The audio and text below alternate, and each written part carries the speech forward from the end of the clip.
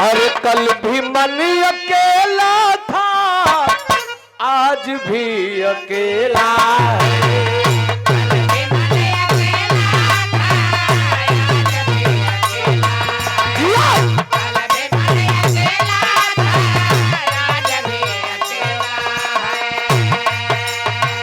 जान मेरी किस्मत ने ये कैसा खेल खेला है। कल भी मन अकेला था, अरे कल भी मन अकेला था, आज भी अकेला है।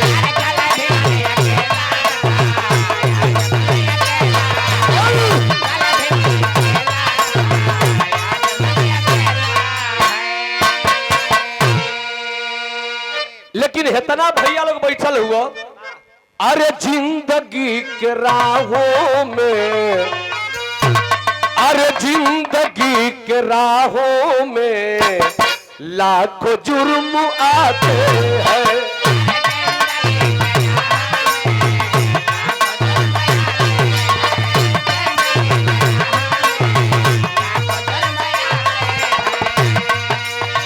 कैसी मेरी किस्मत है ये खुदा सब दिखाते हुए। अरे जान मेरी किस्मत में ये खुदा सब दिखाते हैं। जिंदगी के राहों में लाखों जुर्म आते हैं।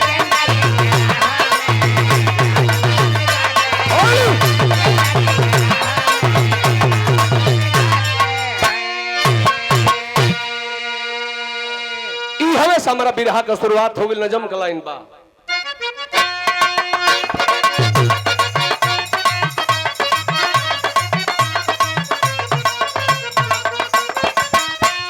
ध्यान दिलिए भैया लोग जे भी बैठल बा, यूट्यूबर लोग अब ऐसे जाई लो कि खाली तोरे धुन खाती आई हो जा।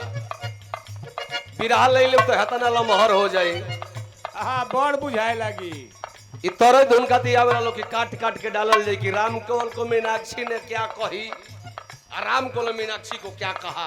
हाँ खाली काट मंच पर है खजुआवल मुश्किल बेहतर है। हे तरह अगर हाथ चल गई बा ओके खींच ले लोगी फोटो में आई के डाली लोग वीडियो पर थंबनेल बना के। देखिए राम केवल ने मीनाक्षी राज को क्या दिखा दिया। माने व्यूज भागला से मतलब हो।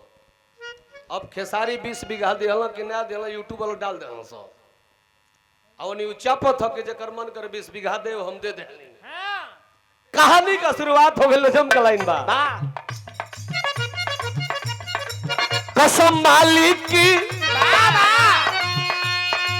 कसम मालिक की सब कुछ हो रहा जमाने में। नारिया पी रही मदिरा को जाम खाने में। कहानी कहा कबा, कहानी जौनपुर की आपको सुनाता हूँ। झूठ ना मानना ये सच गीत गाता हूँ। मरैया गांव में,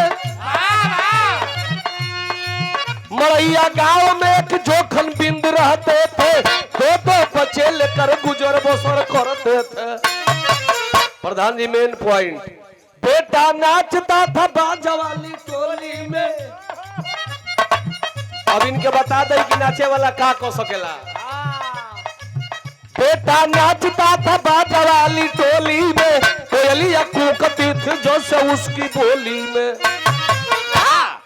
सुभगिया बेटी, हाय हाय हाय,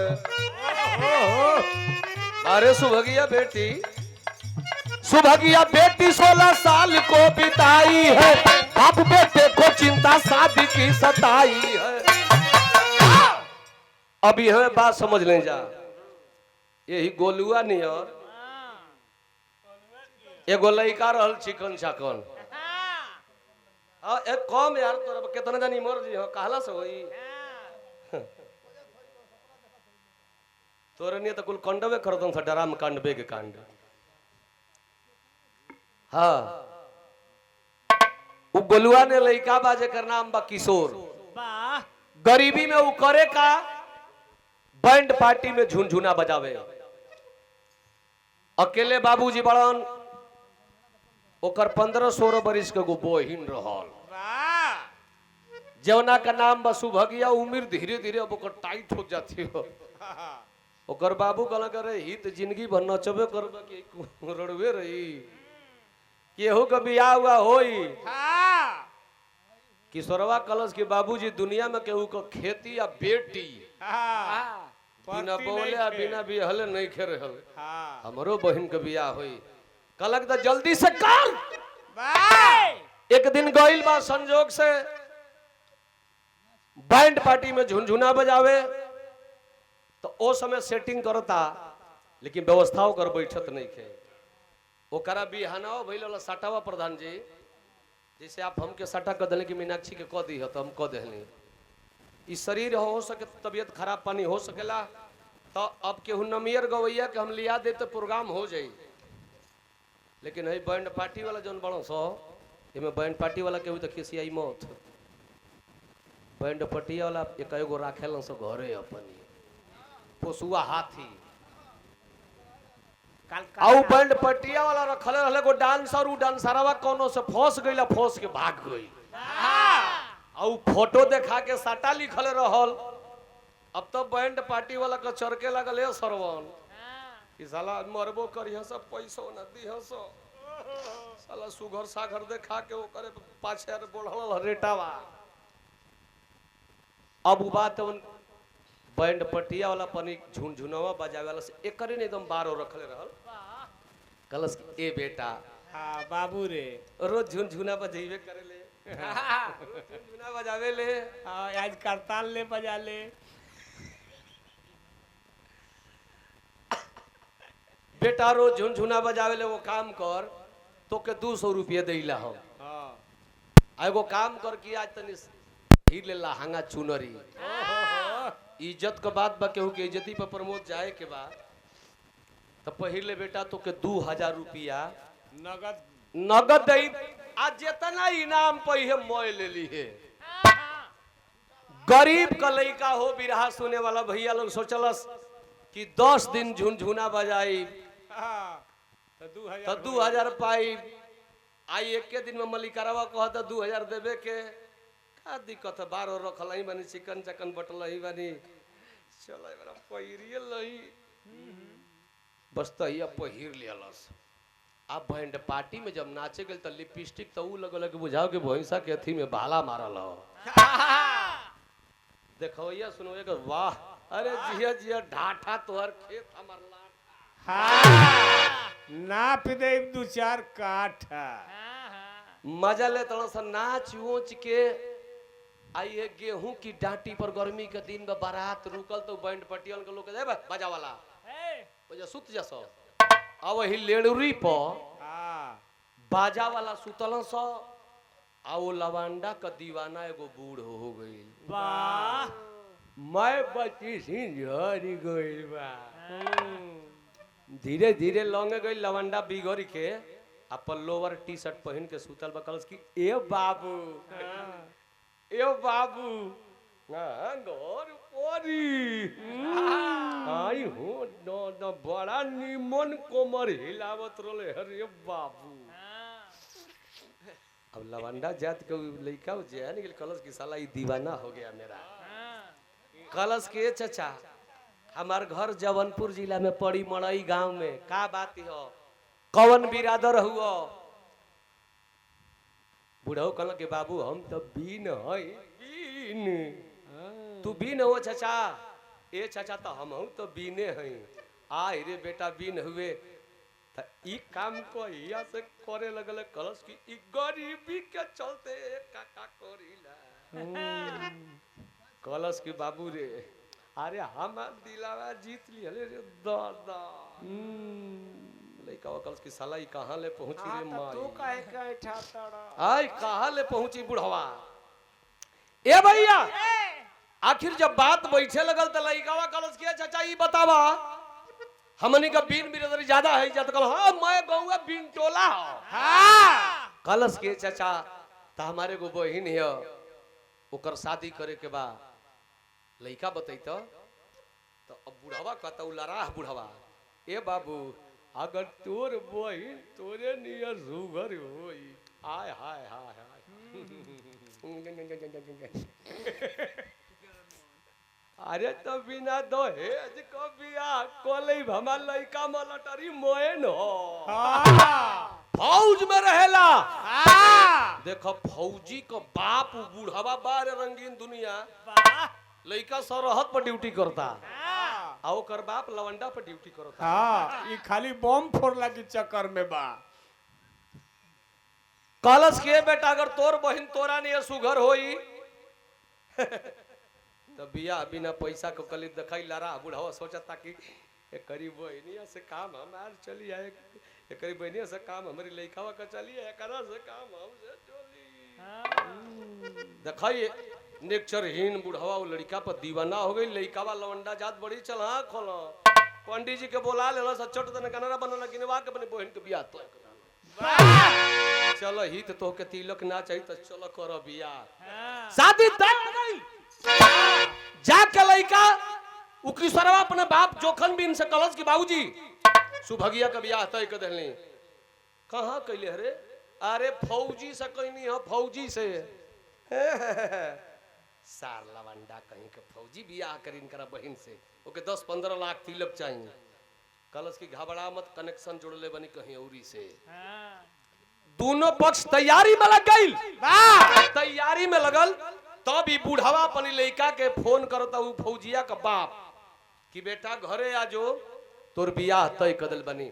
अपने बाप का फोन का जवाब अपने बाप के फोन का जवाब वो फौजी देता है। लाइन तरज लगल आई बियाह में गवा ले का गवली माई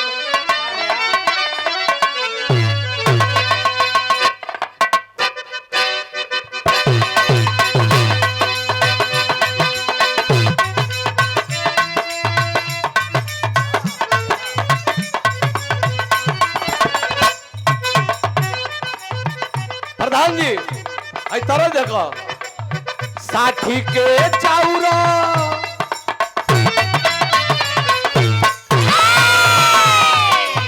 साठी के चाउरा हरा हरा तू बसीवा सागर भरी ले ले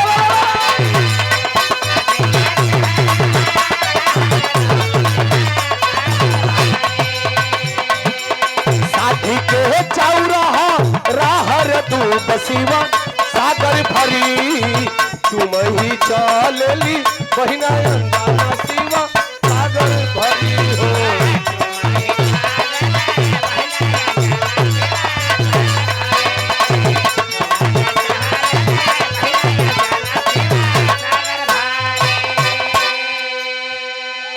तरज रहल लेकिन भाव लगत बा बिरहा में लइकावा फौजी अपने बाप से कहता कोनो साधारण लड़का नहीं खे कहता शादी का सुनवला पाता हमके खबरिया लेकिन छुट्टी बिना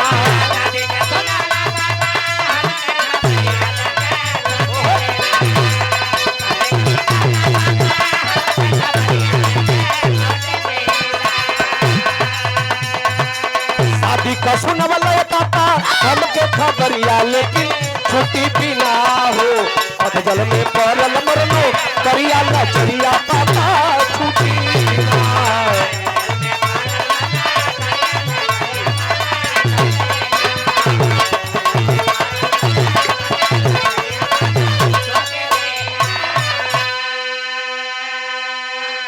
लइका कलश किए पापा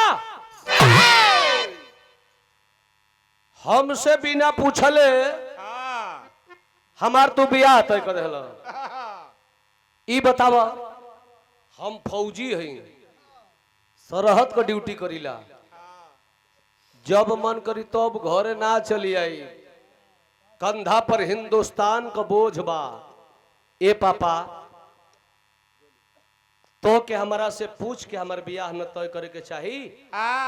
बूढ़वा इतना बेचैन बकल की सार ते नहीं तोर बाप हम नहीं कि हमार बाप तू होरे ही तोर बाप हम नहीं तो करावे का पड़ी। कलश की पापा तनी फोन रखो अधिकारी से पूछ ली जा करके पूछा वो राकेश फौजी, सर मुझे छुट्टी चाहिए, मेरी शादी पड़ गई है। कल उसके किससे पूछ कर किए हो? शादी किससे पूछ करता है किए हो? जिस दिन तूने वर्दी धारण किया था, कसम खाया था कि वर्दी ही मेरी माँ है, वर्दी ही मेरी बहन है। तेरी जवानी देश के नाम से लिखी गई है रे फौजी। पूछा हमसे कि शादी करना चाहता हूं? नहीं। अगर नहीं मानते हो तो मात्र 2 दिन, शादी के दिन जा सकते हो और शादी करके आ सकते हो। कलश की ठीक बस साहेब, पापा के फोन करके कलश की, पापा अधिकरिया कुल बोलो था हमके 2 दिन का छुट्टिया मिलो थे, बियाह के दिन आई आ शादी करके ड्यूटी पर चली आई। मंजूर बात बोल कल कि ठीक बात, तो बुढ़वा के नशा लवंडा के बगैर बियाह के चिंता थोड़े नहीं के। कलश की ठीक बात, तू बियाहवे के दिन आओ आ तो ही 5 बेर तोर तबर हरदी लागी। आ चल के बियाह के कोनिया ले आई, हरदा हरदी के बियाह होला। कि मर्द मेहरारू का बियाह होला। बियाह के दिन लड़का समय बीतल, शादी के दिन दुल्हा राकेश घरे आयल, तर तबर तहिए प्रधान जी 5 बेर हरदी लगल, दुल्हा बनल। आ बन के लड़का आय हाय हाय फौजी हो, डीजे बाजा बैंड पार्टी, बोतल ब बोतल, गुलखा बोतल, लमका बोतल, एगो बोतल तो ओमे रहे कि खोलला पे ओकर ढक्कनवा आवाज करे। के तरे जानत रह कैसे बोले? कैसे? अरे वाह यार, ई कौन हो? ई मार्केटिंग इंस्पेक्टर साहब वाला। छोटा भैया बिना पानी का। चूंकि हमारा भी घर फौजी परिवार में है, तो एक आता है आर्मी में, बोतल घिंचला पर ढक्कनवा एजाज भाई आवाज करेला, पर ढक्कन पर ढक्कन खुलता, पैक लड़ता, बरतिहा झूमत चलल। बारात जाई के दुआर पर लगल, आ दुआर पर बारात जब लगल हो बाबू, हई देखा वही गांव का एगो लूका फुआ रहल। कलश करे बाप रे बाप, हमार मर्दों कमाला, हमार लड़कों कमाला, हमार दामाद किसान आ गईल। आई जोखना बिन इतना गरीब एक लड़का बैंड पार्टी में नाचेला, आई कैसे बियाह एगो फौजी से तय कर दलो। ऐसन चाल चली, ऐसन चाल चली कि बियाह प्रधान जी कटी जाओ। देखो कुटनी बूढ़ कैलेस का, अब एक लाइन इटावा जिला का तर्ज लगतिया।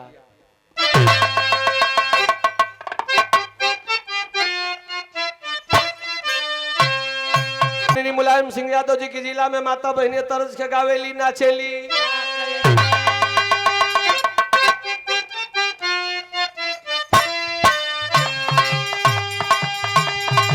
अरे भैया कहाली पीर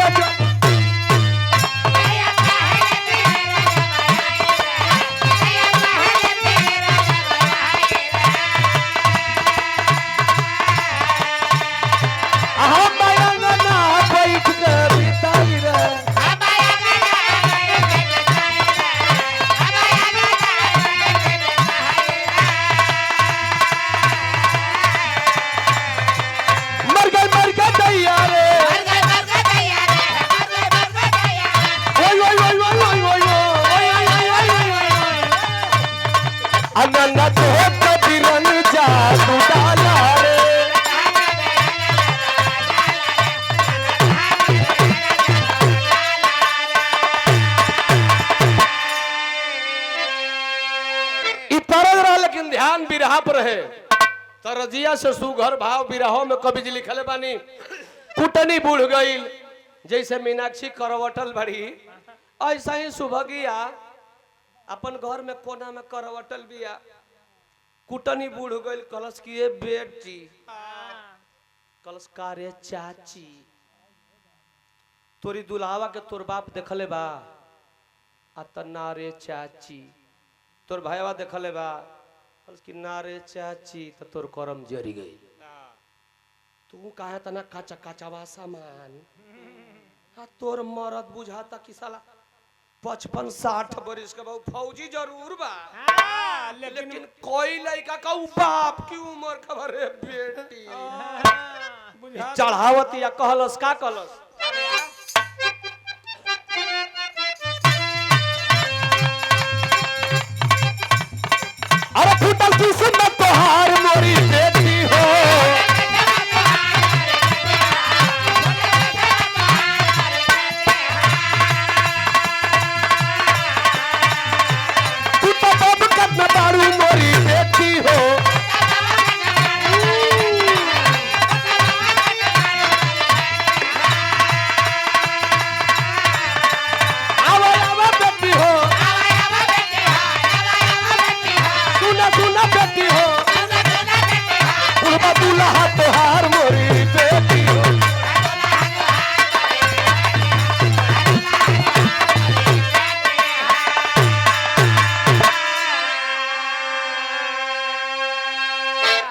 बेटी तोहर करम जर गईल केहू तरे है कुअरवा कतिकवा उठेलता हाँ लेकिन मघवा ना ठेली जहाँ मघरिया चुअले बेटी उठा के मर जाई तू राण हो जाई।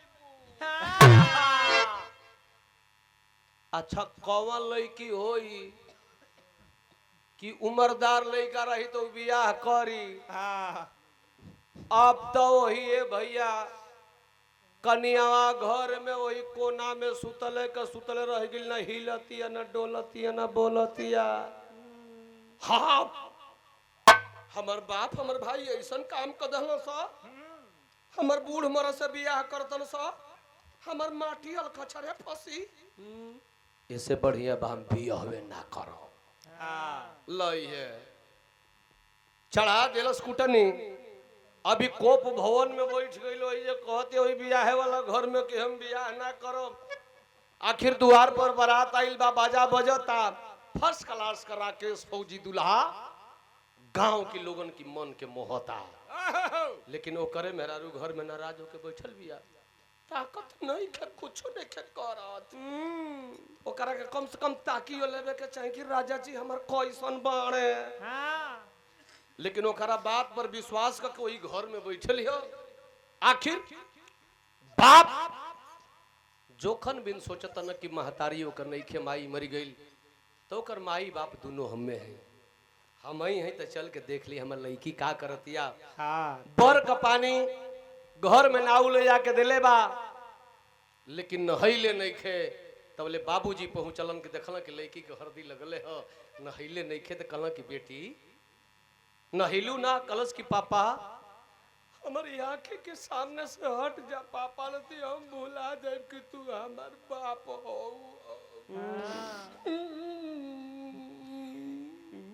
का बोल काहे रोज तू हमार माटी और कचरे में डाल तेरा पापा पापा हट जा आंख के सामने से। बाप क्या कर सकता है आंख में आंसू लेकर के एक बाप अपने बेटी के सामने हाथ जोड़ करके कह रहा है बिरहा में टेरी का भाव लग गई बाबू।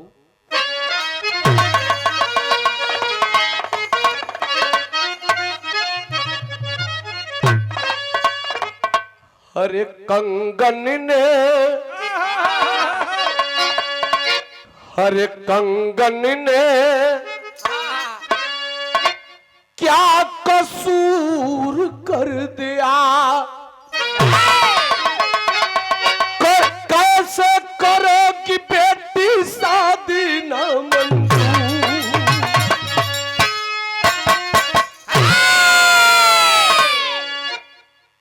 इतना भैया बैठल हुआ सबके उखिया पतई है द्वार पर बारात आई लोग प्रधान जी आ बेटी कह दे कि बियाह न करो। वो बाप के ऊपर खा गुजरी कलश के बाबूजी चल जा हट जा नहीं तो हम हाड़ी डाली चला दे। बाप हटो ताड़े अतबले ओकर जौन की सरवा लवंडा भाई रहल कलश का भेल बाबूजी कल रे बियाह नहीं करत रे करे काहे नहीं करत सधुआई रवि का रे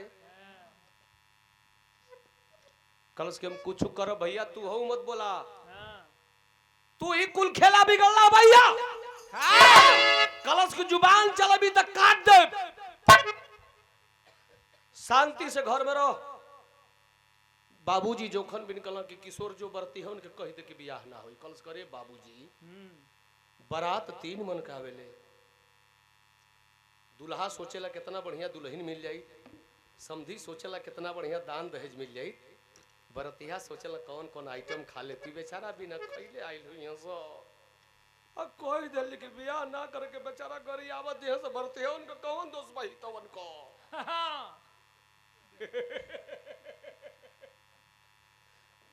बरतिया उनका कौन दोस्त भाई बाबूजी हाथ जोड़ के उ लइका अपने बाप के समझावत कलश की रतिये भर का बात बा देख सुभगिया जैसे तू सुतल बाड़ी वही सही रात भर सुतल है उठ के बैठलू तो मारब के उठंगनी ले लेबू रात भर सुतल है। आज तोरा के बियाह में जो साड़ी साया ब्लाउज किनाइल बा वो ठलाली लिपस्टिक किनाइल बा मैं दे बारह किशोरवा लवंडा कलश के बाबूजी रात भर के बाद बकारे गोलू रात भर के बाद बा कलश के बाबूजी रात भर के बाद बा हम बैंड पार्टी में नचबे करीला आय हाय हाय हाय तनी हमारा साया साड़ी ब्लाउज पहिला में का दिक्कत बा जब रोज पहिरबे करीला हां जब घाघरा पहनते बानी ए बाबूजी कम से कम जितना रसद मिठाई बनल बरती हवा त खाली हस इज्जत के बात बा सबेर होई कह देले कि लड़की विदाई ना होई हां कहला कि लड़को ठीके कहता हूं किशोरवा कहलस का तर्ज लग गई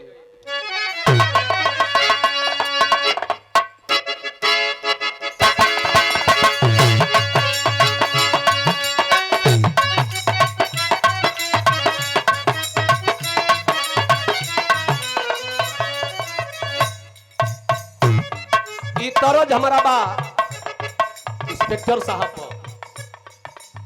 खाली ड्यूटी पर हम तो मलकाइन खिसिए है ना हमिंग बा हमें भैया देख लिया दुल्हिया कहते कि जा तू ड्यूटी कर बहुत तोहर देख लेनी हमके बुझा तक कि वो नियत तोहर कहीं कनेक्शन बा ए राजा हो दुल्हिया कहती है प्रधान जी जात बानी नहीं हर हमा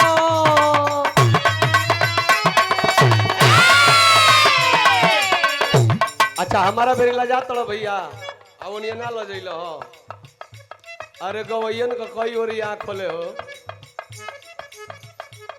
अरे हम हूँ तो लोग को भाई हैं ठीक बा मीनाक्षी जी आप सबके घर कबाड़ी तो तने प्रेम हमरो से बा हमहू घर में कबाड़ी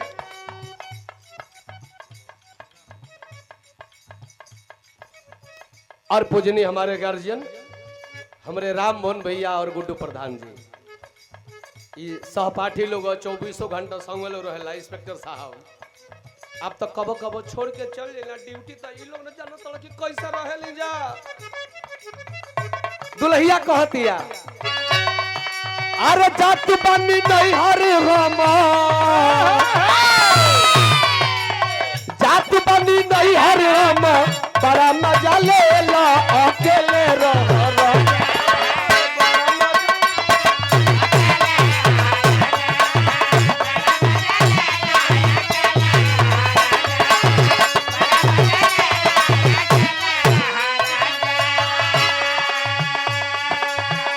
अभी हवे से बिरहा में आनंद आ जाई ध्यान दहल जाई सुभगिया का जितना कुल वस्त्र रहल प्रधान जी वही कोना में पहिरा था कलश तू मारो में जा हम के सजे तो सोरवा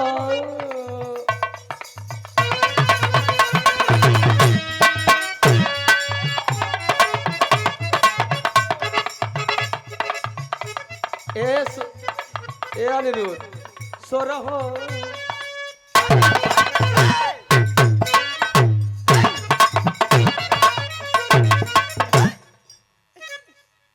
सोरहो सिंगरवा सजावेला किशोरवा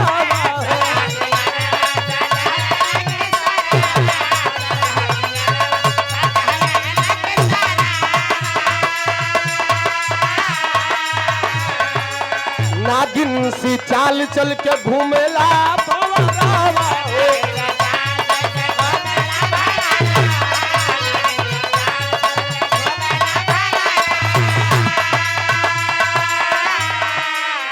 अतबले मान में सिंदूर पड़ा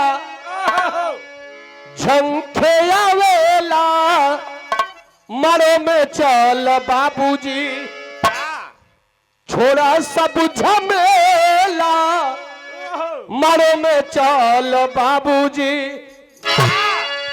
बिरहा सुने वाला भैया लो किशोरवा सरोहो सिंगार में सज गई जैसे हमार गोलुआ बाबे के पहिरा दल साया साड़ी बनाऊ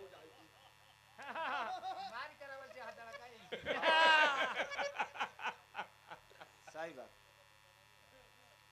मैं अपने भाई की इज्जत बचाने के लिए इस बिरहा को गा रहा हूं जिस व्यंग को बोली है यहाँ पे अब किशोरवा सरोहो सिंगार में सजल हाय हाय हाय हाय हाय हाय हाय ये अच्छे लाल ताकरे बाबू बसीर नहीं भाई ना ना ता आखिरकार अब किशोरवा ऐठत आ आय हाँ ए वाह वाह रे किशोरवा वाह जाई के बैठल पंडित जी आदेश कर दिला कि जल्दी लड़की को बुलाया जाए, विवाह का मुहूर्त निकलता जा रहा है। वाह अच्छा दुल्हावा फौजी रहबे के दू चार गो कर संगी फौजी रहलो सब मार के दू चार पैक ठीक रहो।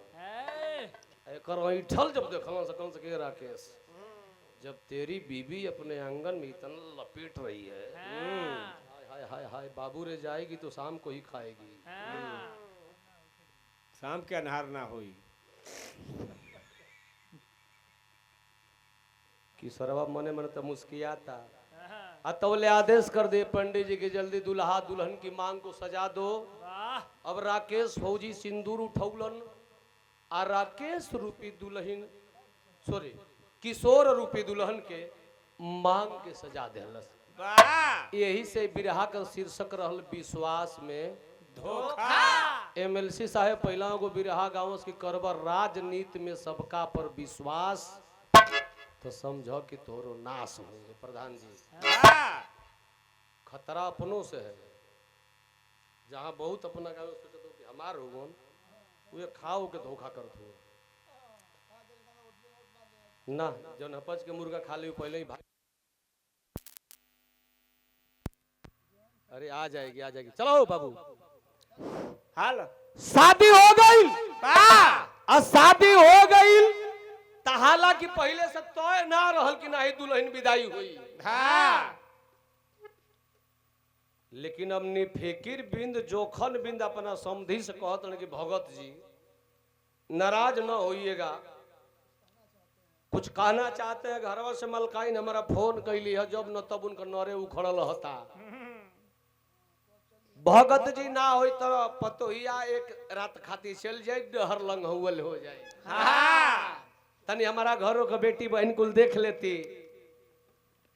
अब बतावा कि लड़का का बियाह भइल बा, लड़की के तो भइल नहीं खे। अब वो लड़की का बाप कैसे कहे कि हम विदाई करो, कहला कि भगत जी तनी घर वो पूछ ले आ किशोरवा बियाह करके दुल्हन बन के वही तरह घर में बैठल बा हितवा लिपस्टिक लगा के दौड़ल गईला। कहला कि अरे हित रतिया में तो खेत दी दिले रतिया उठनीक रहल हो। आय अब तो विदाई मांगत अब का होई। कलश की बताओ बाबू, ई बताओ कि जो ना फौजी आवस हमार बियावा भइल हो उ रही हो कि चल जे। कहल कि ना ना ना तो पलगौनी लेके भागी, ओकर छुट्टिए नहीं के। उ फौजी जवान हो निकली तब का तो जब निकल जे तो हमारा गोइला में कौन बड़ी बात बा ए बाबू हम चली जाई। 12 किशोरवा कलश की जा कह दो बेटी के विदाई होई। आके निफिकिर बिंद से जोखन बिन कह दिल ठीक बा भगत एक रात खातिर ले जाई, बाकी रोकब मत, बड़ी कच्ची कली कचनार है, कई दिन मत रखिएगा। लेकिन किशोरवा दुल्हन बन के डोली में बैठल है। आय हाय हाय हाय रो बताइए बाबू रो के ससुरा चलता है। बड़ी पुरान तर्ज बा जन बतावत लेके तर्ज के बेचन भैया गावे तो एहू तर्जिया के बेचन भैया गावे। कैसे गावे? किसे भैया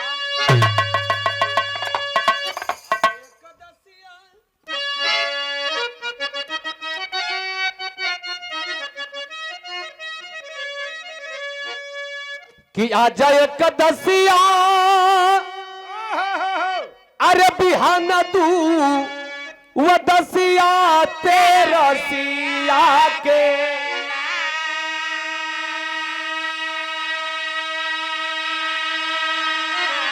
अरे आई है ननदो कबीरना तेरा सिया के। अरे साहब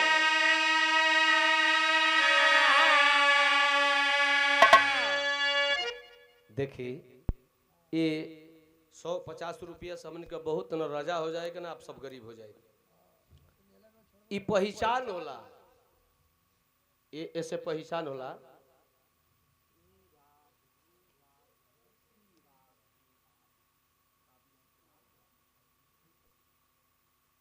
राम ज्ञान प्रधान जी, श्री राधे राधे राधे राधे। प्रधान जी आपे के गांव में भी रहा हमारा मीनाक्षी राज गवा 8 मई के श्री राधे राधे। 7 मई के हम लिखोली सिकंदरपुर बलिया, 8 मई के ही लिखोली अपना गांव में पंचमहल में भी रहा हो। आ सादर आमंत्रित बन जाए आप सब। ये 500 रुपये पुरस्कार प्रधान जी की ओर से चरणन में सादर प्रणाम।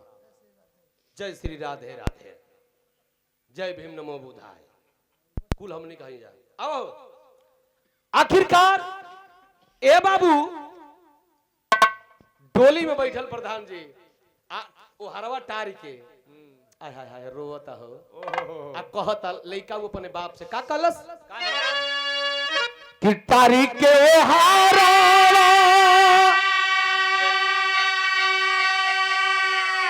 अरे रोवता बा किशोरवा सुनाए बाबू।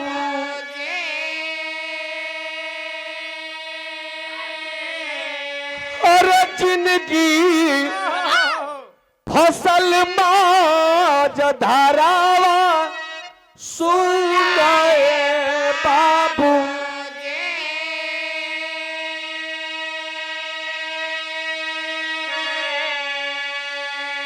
पूछी हजन दीना जानी अरे पूछी हो सैतिया सुनाए बाबू।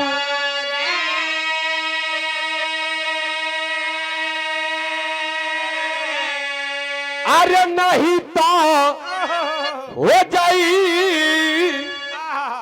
मवतिया सुनाए बाबू।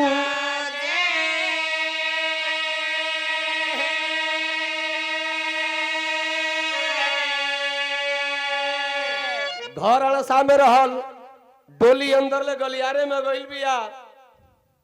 ओहार टार के कहता बाबूजी पंडित जी लोग से दिन बारी मत पूछे जाइए, नहीं तो पंडित जी लोग कान में फूक के ना थूक के गुरुमुख करे ल जा। ए बाबूजी पंडित जी से शायद पूछे जाइब।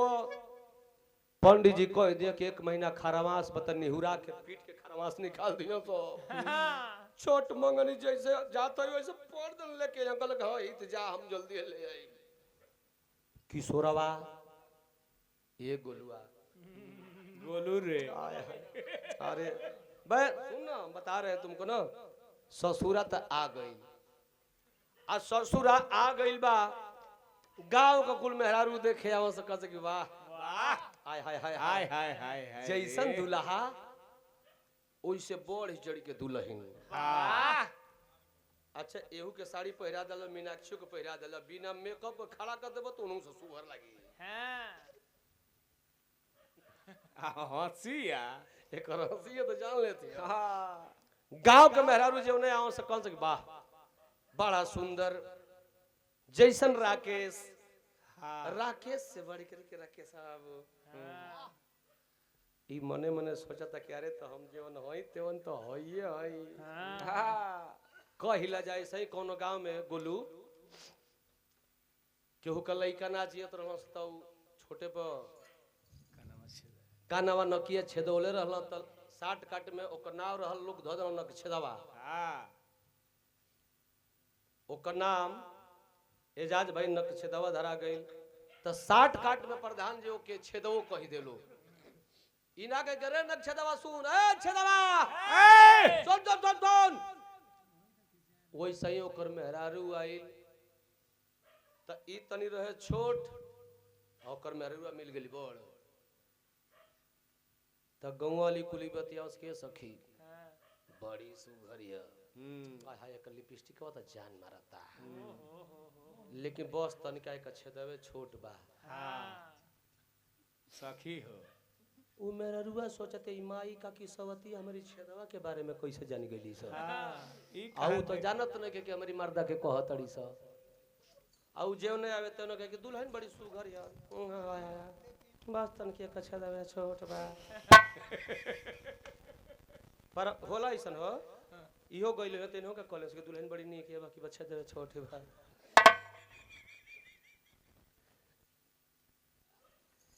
उहे हाल नहीं इनके ना कहे इनके तो मर्द है इतना लंबा हमरो से बड़ है तना ता आ फ्रेंच कटिंग दाढ़ी एक हीरो जैसे बलमुआ का बलम बलम बलम ता भाई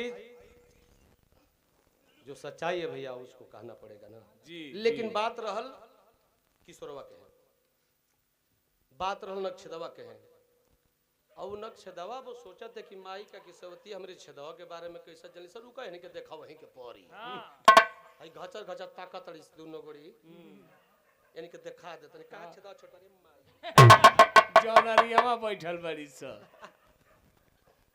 एगो डांटती हरे गुजरी ओ छदवना तोर भातरा तो से छोट बाऊ का नाम छदवा हो आई हो दादा तो बड़ा बेलौज बनी हम हो लजा गइल लेकिन वैसे ही किशोरवा गइल बा गांव घर के मेहरारू देख के हट गइली सो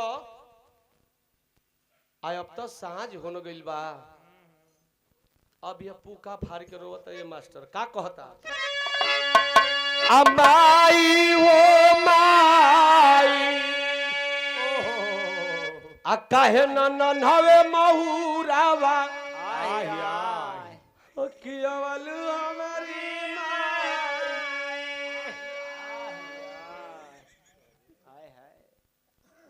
रोवत रे मत एकदम बियाइल गाय ने चिचियाता आही आही करता एकदम डकरता बुढ़िया सुनलस कोलस की बहिनी अरे लड़की अरे एगो माई बाबू छूटल त एगो माई बाबू मिलल रे एगो माई बाबू छोड़ के आइल बिया रोवतिया ए बेटी एकरा लगे बेटी चल जा कोनो जाके सुतस तो रोवता कहता का कहता विदेशिया के भाव लगल का भैया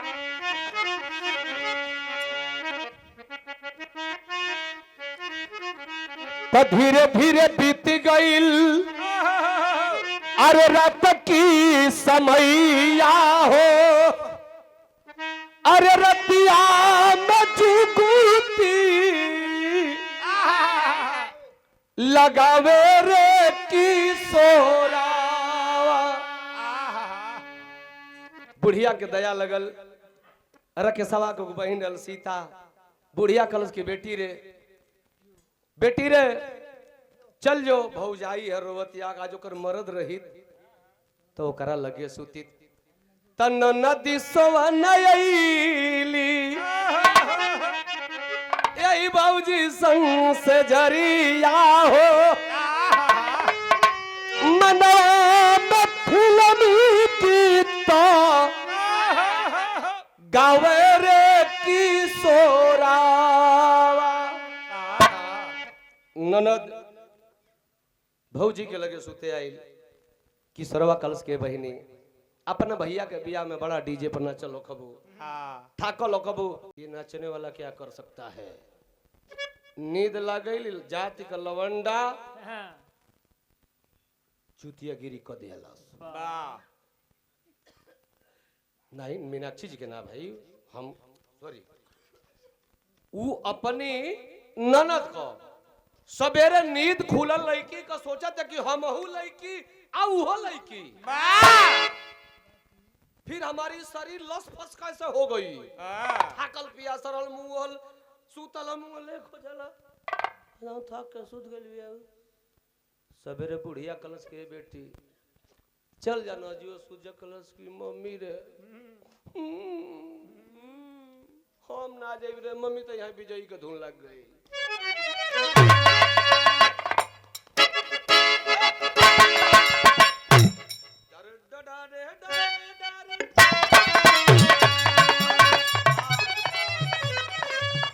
ना बना लो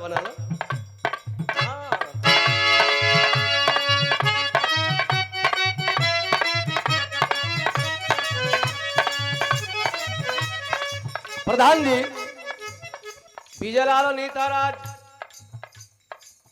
1994 में एगो गाना आई रंग देव चोलिया तोहार केवड़िया बंद कइके आ ओकरे बाद एगो एल्बम आइल तो में अनीता राज विजयलाल देखा यूट्यूबर भी हूँ डलिया हमारा उसे कोनो डर नहीं खे अनीता राज ओढ़नी लगाओ सही से अब तो मार्केट में नहीं खी तनी मनी तड़ी तब कम नहीं खी ठीक है ता विजयलाल सवाल करे गंगा जमुना वाहनी तरवा ए अनीता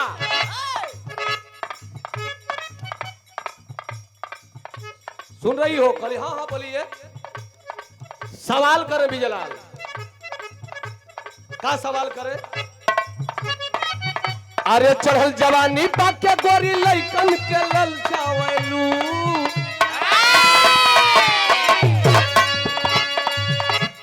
चढ़ल जवानी पाके गोरी लइकन के ललचावलू ओढ़नी तरवा का बात तोहरा काहे ना देखावलू ओढ़नी तरवा का बात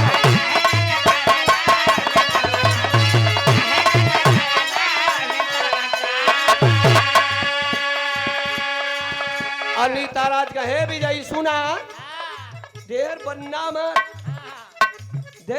मत विजयी गंगा जमुना ओढ़नी तरवा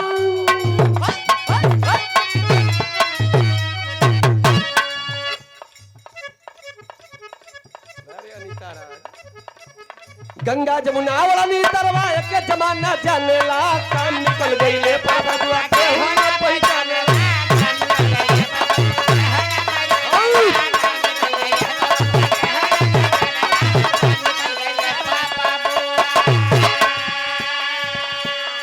लड़कियां हाथ जोड़ के कहते करे मम्मी हम भौजी के सुते ना जाई का कहतिया हाथ जोड़ के पांव परीला बात मान जाए अम्मा घरवा से कह दलना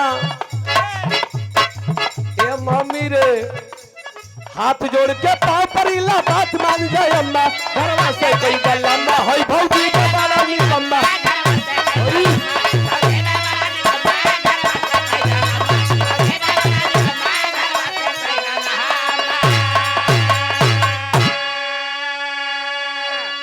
बुढ़िया कलश का कली ह हमारा पतोय के तू निकम्मा कतरी मारब तोहर कोड़री भसकी जाई माई का कल से रे तोरा के सुतला में तो नड़सा बतलई कि फिर कहते कि मम्मी रे हमें दबा के नीचे ऊपर अरे हमें दबा के नीचे ऊपर हो के ले चूमा हमें दबा के नीचे ऊपर हो के ले चुम्मा सोवे ना जाइबे अम्मा है भौजी अम्मा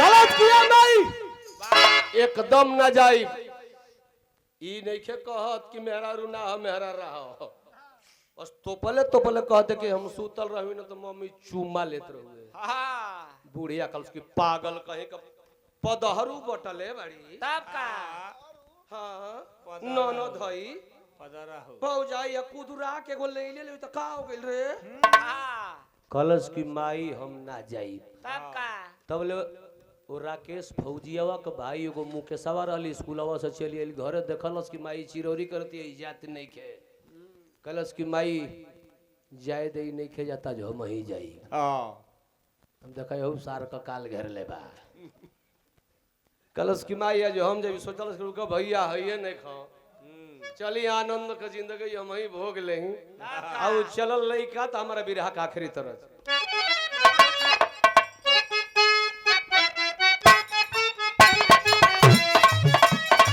उहे तर्ज बा प्रधान जी तुम्हारा गांव से उत्तर वाला रोड जो खड़ंजा हो हमरो के 27-28 बरिस हो गए आवत जा हाँ तब का वो पुल वाला रास्ता लेकिन आज ले सुध ही आई ना वैसने रोड में कोनो ट्रैक्टर का ड्राइवर अपना मेहरारू के लेके जाता तब मेहरारूआ कहतिया अरे हिलता हिलता हिलता हिलता हिलता रे सल्लम पते अनाई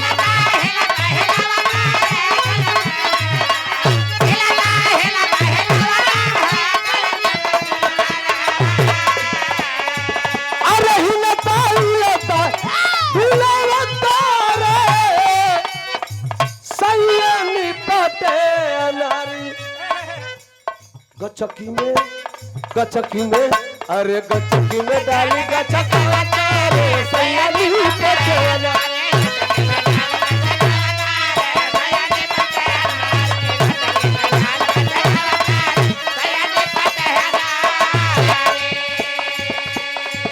देवर जी गइल बाड़े कि सरवा कलश की बबुआ आरामो ना कैल चल गई पढ़ है बियाह में तो थकल हाँ भौजी बहुत हम डांस किया था कलश की डांस कैला ए बाबू तो सुनो तनी है हिम गंगे तेल ले आइल बनी हाँ हलिया वन तोहरो चनिया पछिया थी दी हाँ किशोरवा उन हो कि चानी पछिया थी दियलस आ वे पंखावा उन हो के लगा दिलस जौन लेके आइल है नहीं हरावा से अब पंखा जब चलल तो देवर हित सूत गइल आ सूत गइल तो देखई नाचे वाला का करता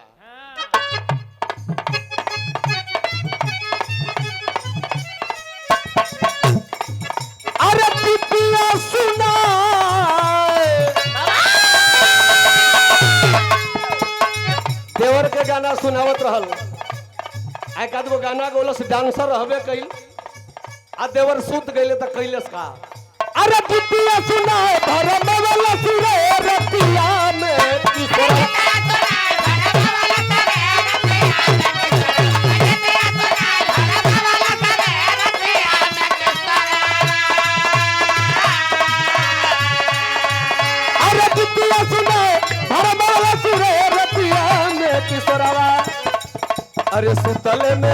अरे सुतल में डफाला बजावला सारे रतिया में किशोरवा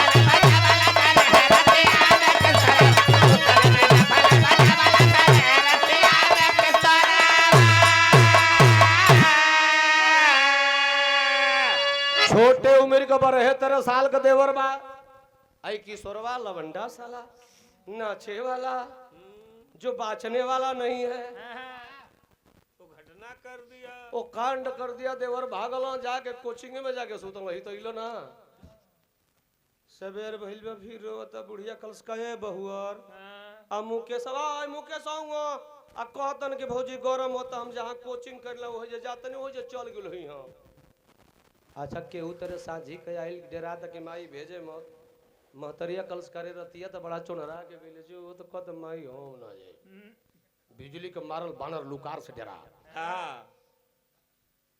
जात नहीं खे तो ये बुढ़िया की ननद के एगो लड़की आई रहल कलश की मामी जना त गड़बड़ा ही बेकारे मनचाट तो बना सूतत है ना तो गोड़वा में मुड़िया डाल के मोटरी बना जाती है ये घुट्टी मुट्ठी मार के सूतत है हाँ जाए द मामी आज हम जाई ओई बुढ़िया के ननद के लड़की चलल तो बिरहा में पॉपट का भाव लग गई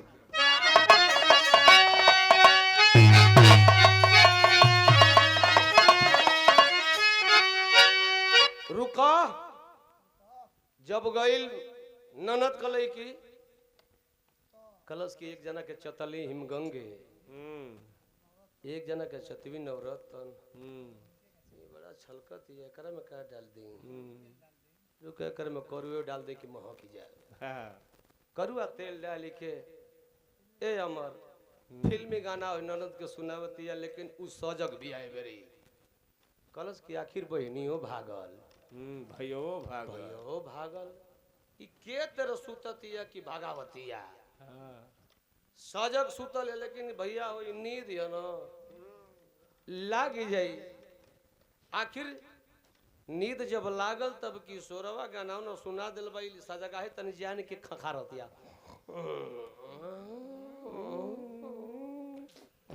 और जैसे करते वैसे किशोरवा का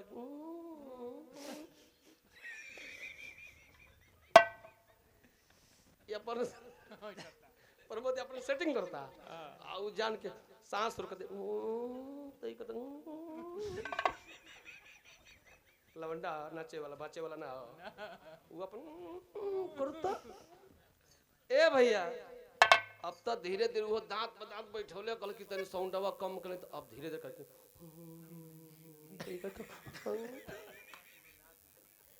अपन धीरे धीरे सेटिंग करता आ तबले पोजीशन जो ही लवंडा बनौलस घाट दे पहपटा गेल हो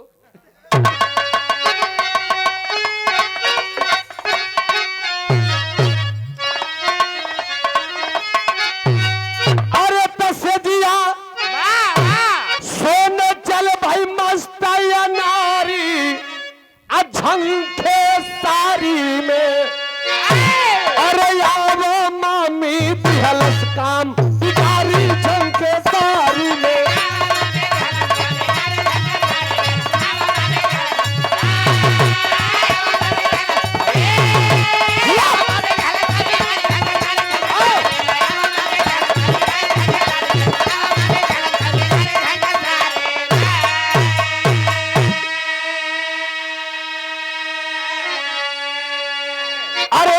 से मजबूर किशोरवा रहा बल्ब को टोई हो बात बात में कुछ रात बितल तब उतान होई क्या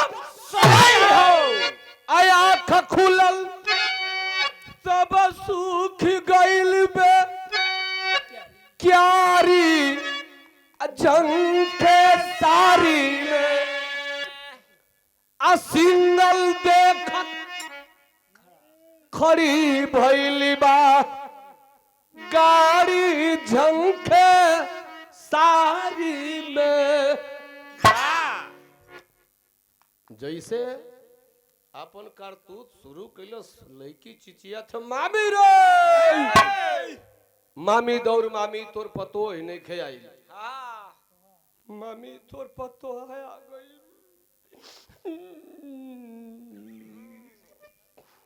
मामी तोरी बेटा का करम जर गिले मामी जर गइल मां घर के इज्जत चल गइल कांड कांड कर दिया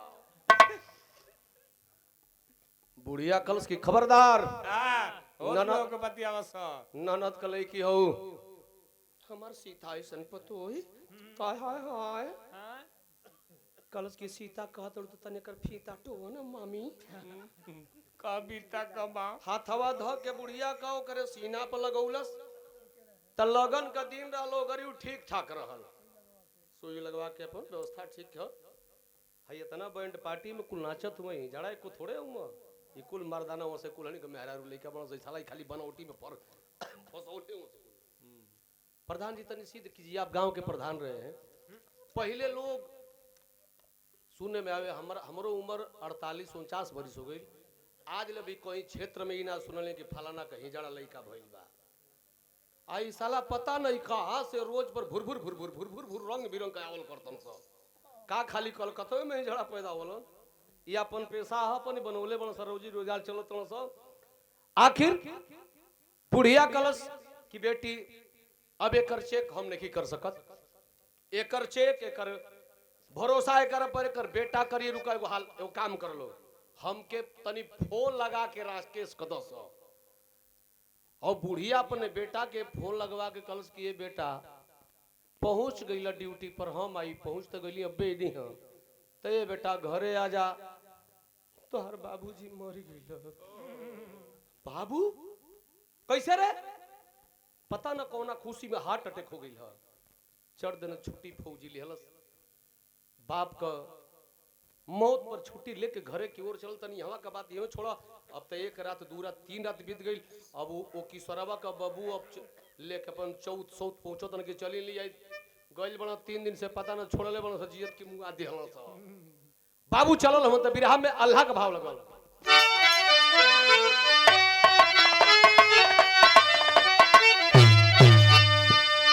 तो ओही रे समैया बाबू अरे ले अइलन चौथिया भैया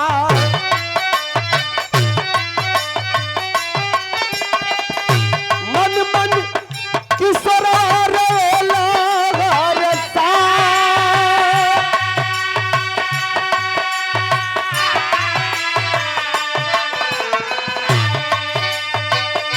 धन्य हो विधाता धन्य तारो विधनवा बाटे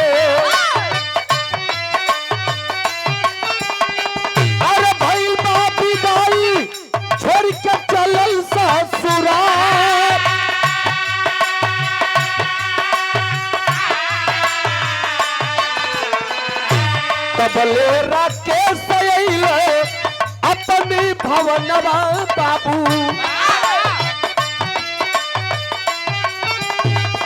देख द्वारा बैठल बारे बाबू हो हमारी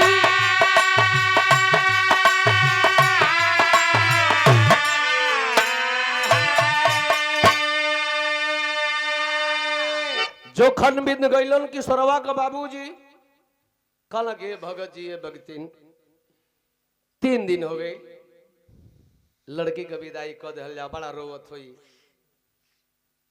मायो बाबू सोचतन कि बक्सो बिलार मुर्गा बाण होकर रही है हाँ साला 3 कांड कर दिया हो सके हाथ फेर दी हमनी पर हाँ ऐसे बढ़िया बाकी के खेत हो आई लइका त जाके ले नहीं चेक करी न विदाई कर दहलन सुभगिया चलिल अपना घरे मड़ई गांव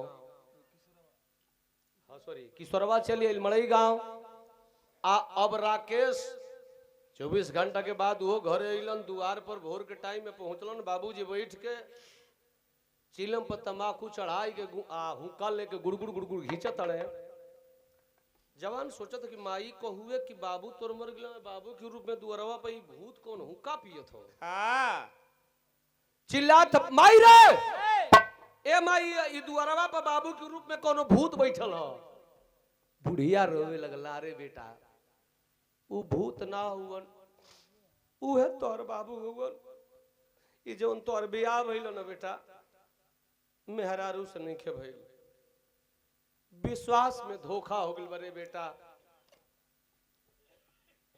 तोर बियाह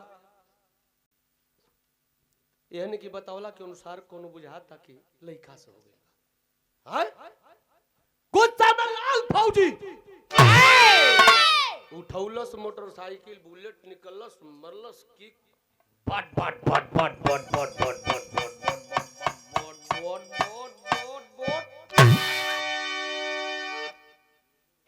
बट बटावत ससुरारी पहुंचल आ जाई के वही जोखन बिंद जी के दुआरी पर डिस ब्रेक मारता आ चश्मा ऊपर कैलस तो रोज सुभगिया जन ओकर ओरिजिनल मेहरारू रहल पहिल जन तय रहे उ झाड़ू मारतिया हेलो ए जोखन बिंद जी का घर यही है ना हाँ घर बतैया के वहीं के हई अरे हम जोखन बिंद के दामाद है राकेश अब ओकर ओरिजिनल मेहरारू जब देखलस कलस कि ओ हो हमार राजा जी आई हो इतना सुगर और माई का की सवतिया कुटनी हमर बियाह गड़बड़ा दल हम देख ले रहती हो तो अपनी राजा जी के छोड़े लेने रहती हो हम घरवा में जाई आ पापा से कह के बुलेटिया पर चढ़ के आई रे माई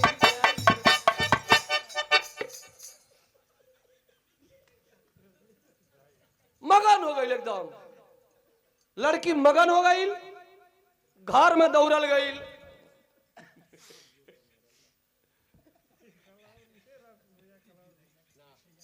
अब 24 तारीख खातिर रही कुलना मीनाक्षी जब छोड़ दे 24 के दामू 24 के छोड़ दे ई मिठाइया खातिर पैसा बा 100 रुपया बहुत बड़ा बा ना काज न हो पाई कि बिगड़ जाई है कहत या कि पापा से कह के बुलेटिया पर चढ़ के ड्राइव रे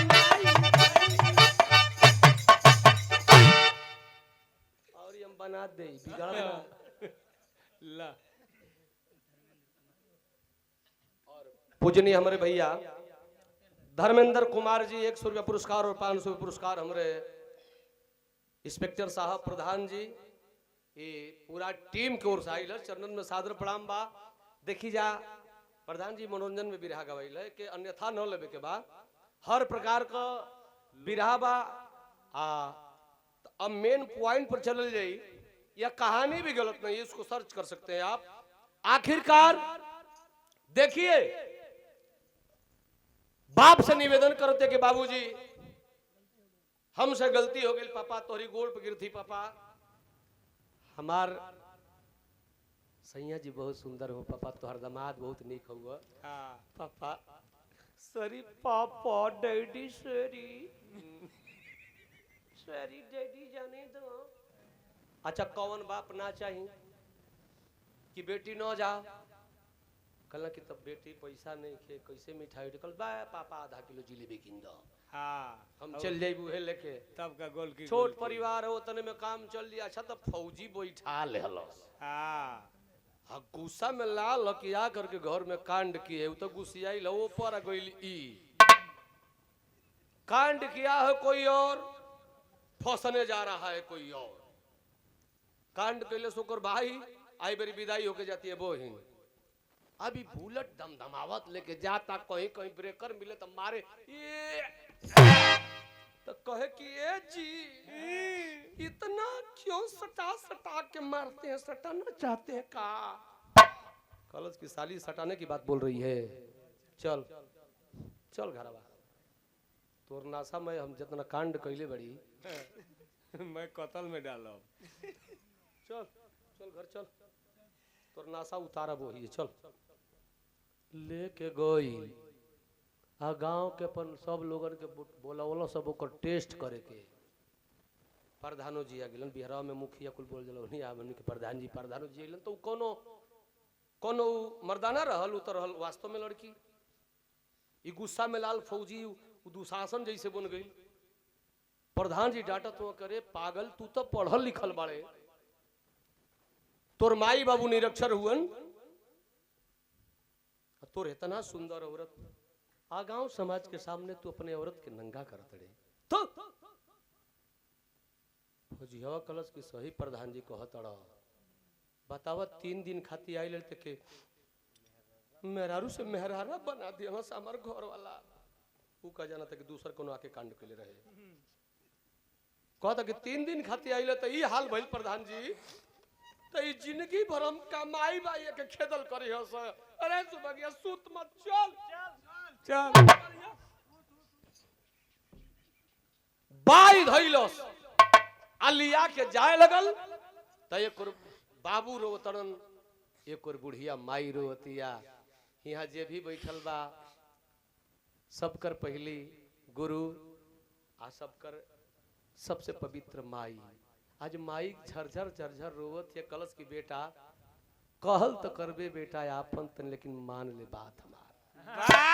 माई रो के एगो बात कलश खड़ी के भाव लगत था नहीं, बड़ा मार्मिक बात माई कहत है।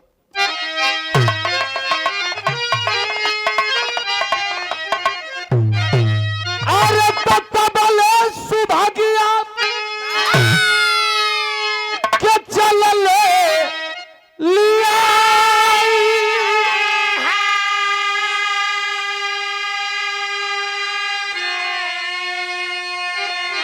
तमाई कहतिया कि रुकी जाओ मरे लाल, अरे रुकी जाओ मरे लाल, रोक के बोलल बुढ़िया माई हो रुकी जाओ मरे लाल।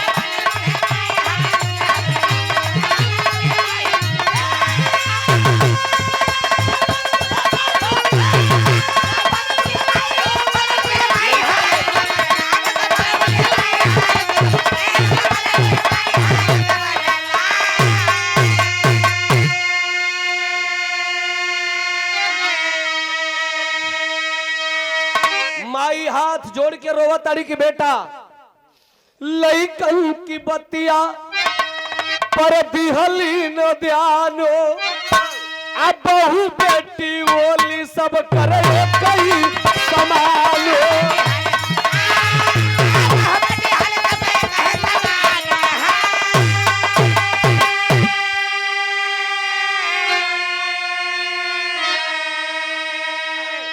माई कहत रही कि बेटा हम तोहरी औरत के गलत नहीं कहत, तुहार औरत जब तो के अच्छा बाड़ी तो हमरो के अच्छा बाड़ी, इनके तू ले के खुश रह बाबू। हम तोहर माई है 9 महीना गर्भ में ढो के पैदा कैले है।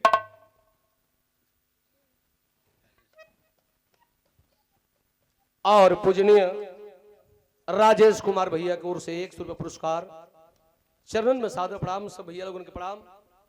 बेटा तू लेके खुश रह, लेकिन जन्मावला के नाते माई है, अगर लेके चल जीवन एक काम हम कर बेटा। रोवती बुढ़िया कलश आखिरी लाइन में का कलश, अरे फांसी देख के दे अपन जना गवाई,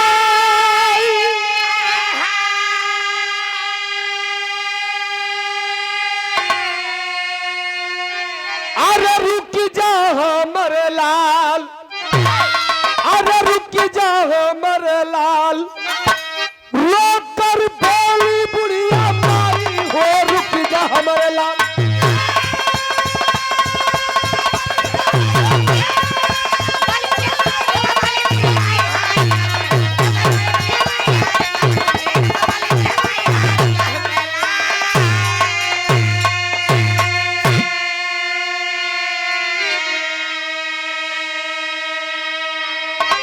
आखिर उस सुभगियो गोड़ पर गिरल अपना पति के सैया जी जब अम्मा इतना रोवत अड़ी तो एक बेर जो ही दे जाय दे का खिसियाई ना जी। आखिर अपने गुस्सा को रोक लिया और राकेश फौजी घरे रहे लगलन। ए बिरहा का मेन गौला का मतलब ई बा कि कुचरा कुचरियों से सावधान। सावधानी हटी तो दुर्घटना घटी। आज कुचरी ए बिरहा में ना पड़ल रही तहियो का काम दो दो तीन तीन गो कांड ना भइल रही। खाली रामायण भइल रही। भैया आखिर वो फौजी अपने परिवार में रहने लगा। हमार बिरहा समाप्त हो गई। आखिरी लाइन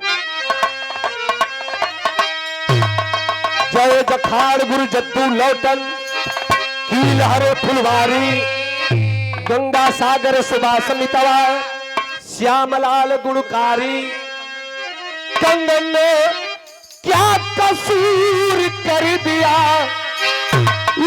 तो राम केवल घटना का मशहूर कंगन ने क्या कसूर कर दिया।